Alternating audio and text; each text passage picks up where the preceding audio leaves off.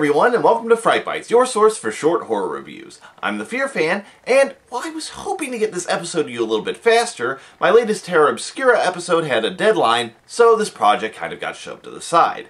Anyway, that's out of the way, so now I can talk about a subject I love. That's right, it's Godzilla time. Anybody who's watched my show for any length of time at all knows the extent of my undying love and affection for the big green guy. From the series' untouchable high points to its fathomless lows, whether silly or serious, nothing could quite compare with the thrills and fun of a Godzilla movie.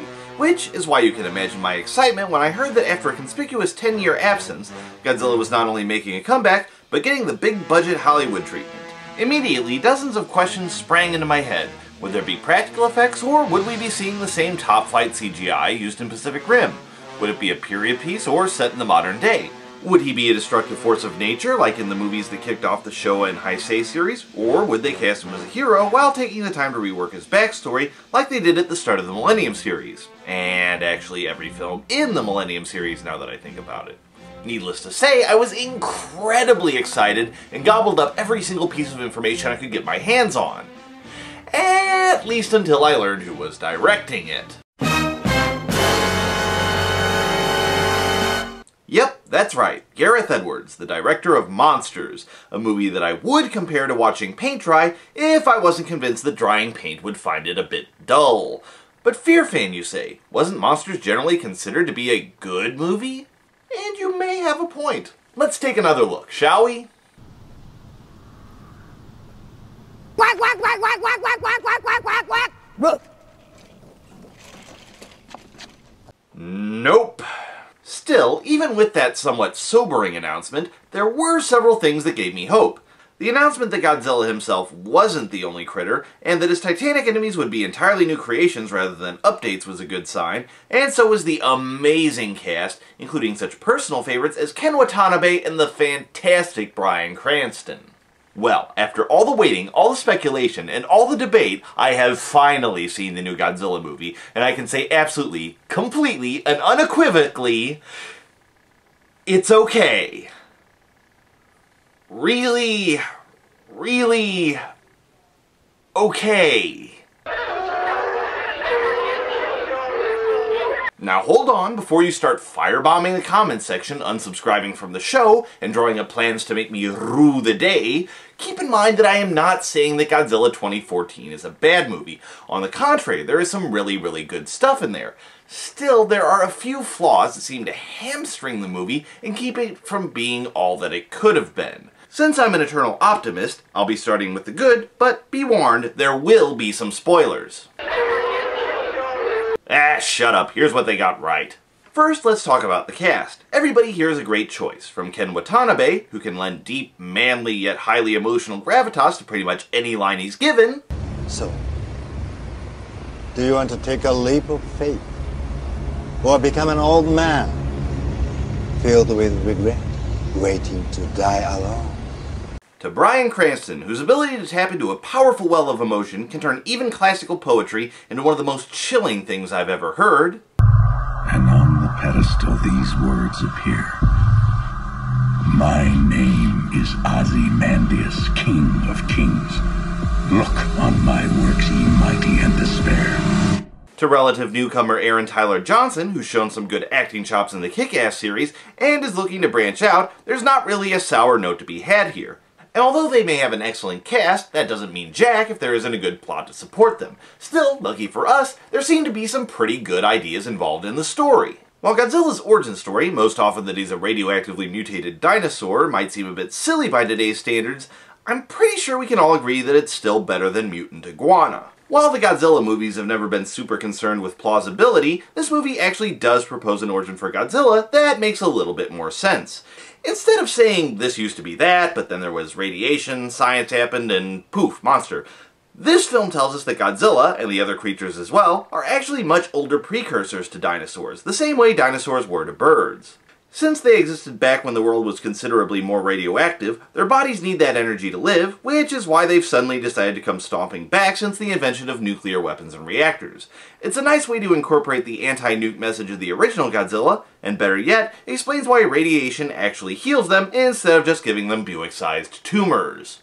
As I've said before, Godzilla's not alone in this movie, and while some people had a few problems with the designs of the new kaiju, I'm definitely willing to put them in the plus column. Called Muto, the new creatures, and yes, there are more than one, may not be the most iconic looking of Godzilla's foes, but the fact that they're double the trouble and that each of them offer their own unique brand of threat more than makes up for that.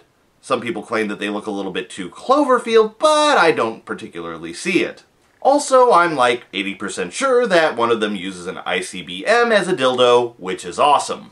And of course, there's the number one thing that can make or break this movie, Godzilla himself. And that's where this movie really does deliver.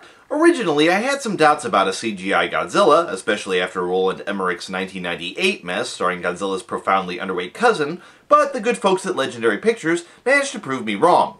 The new Big G is truly deserving of the title King of the Monsters, combining the iconic design of days of old with the kind of scale and realism that modern CG can create. Not only that, but he feels real, with the same sense of weight and power present in the kaiju of Guillermo del Toro's Pacific Rim. Not only is this the real deal Godzilla, unlike previous pretenders to the throne, but that plausibility I mentioned earlier even manages to answer some of the long-standing questions about Godzilla himself. For example, why does he always seek out other monsters to fight? According to the movie, he was the apex predator of his era, so he's hunting them for food. Why doesn't he just flash fry everything with his fire breath? Now, it takes him a while to charge it up, and since it's using up the energy he needs to live, expending it exhausts him. Now, if the character's story and Godzilla are the movie's high points, then what is it that's holding the movie back? Well, to put it simply, the character's story and Godzilla. Wait, what?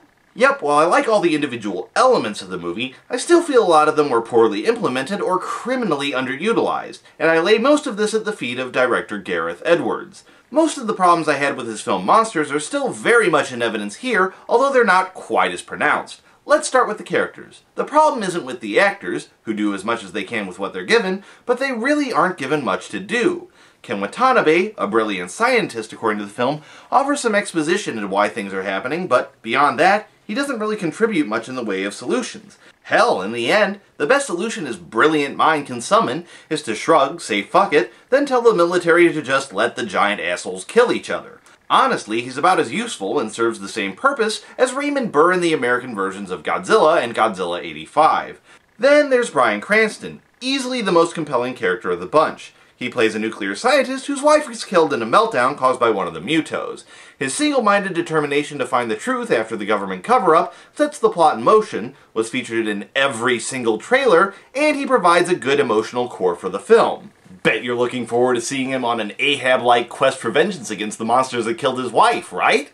Well, so was I, right up until they Captain Kirk'd his ass 20 minutes in. No, I'm not shitting you. They literally drop a bridge on his ass and he dies. Alright, so we've killed one of the two major reasons people came to see this movie. I'm sure Aaron Taylor Johnson can carry the movie the rest of the way.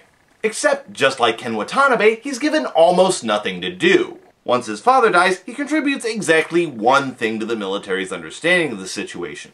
After that, his primary function in the story simply seems to be being there while stuff happens around him. He flies to Hawaii on the way home, just so he can see the first showdown between Godzilla and a Muto.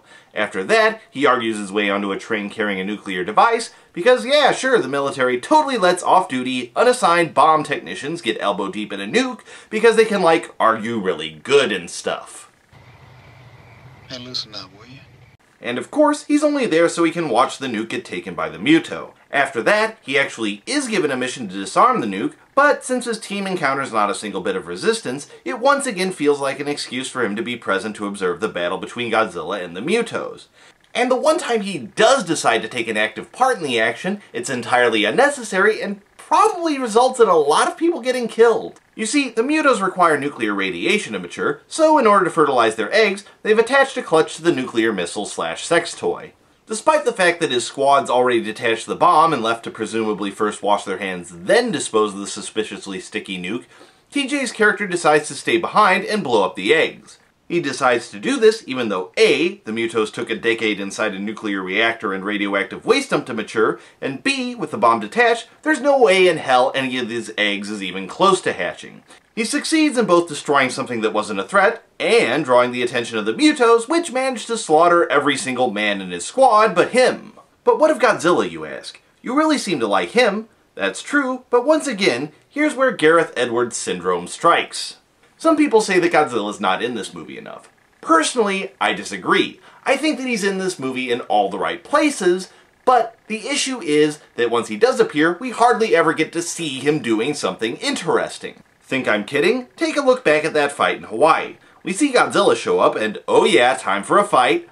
But then we cut to Tyler Johnson's family watching a few short clips of the awesome fight we apparently just missed before cutting back to the resulting rubble in Hawaii. Monster fight? Yeah, it was awesome. You just missed it. And that would be frustrating enough, but the film just keeps doing it. Later on, Godzilla and the Mutos make it to shore in San Francisco and apparently engage in a battle that lasts all day. Unfortunately, just as it starts, we once again cut away to the apparently very interesting Taylor Johnson and only rejoin the action later that night. Bizarrely, the only other thing I can think of that works this way is one particular episode of the television series Invader Zim. In that episode, titled Zim Eats Waffles, the main character does exactly that, and only that. The big joke of the episode is that exciting and impossibly kick-ass things are happening just off-screen, and that we never get to see them. There, it's played for laughs, and the gag is undeniably laugh-your-ass-off funny, but here, the movie does the exact same thing to try and build suspense, and the result is rip-your-hair-out frustration. I mean, can you imagine if Pacific Rim did the same thing? Alright, Mako. Get ready, this is for real.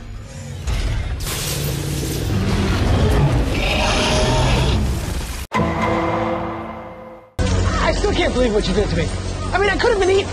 On the whole, this movie feels like a huge bait-and-switch cock tease. You came to see a character trying to uncover a kaiju-themed conspiracy, and instead, you get to see stuff happen to Aaron Tyler Johnson. You came to see Godzilla tear shit up? Surprise, bitches, more Aaron Tyler Johnson! As I said, Godzilla 2014 isn't a terrible movie, and it actually has a lot to recommend it. But what weighs it down, like an anchor around his neck, is that every single thing that this movie does right seems to be saddled with a terrible, disabling flaw. Critics have praised Gareth Edwards for his restraint, and while that is a desperately important trait that's sorely lacking in many modern filmmakers, it's just as important to know when to cut loose. The result is a film that, while it has the potential for greatness, never really lets itself go enough to grasp it, instead settling for all right.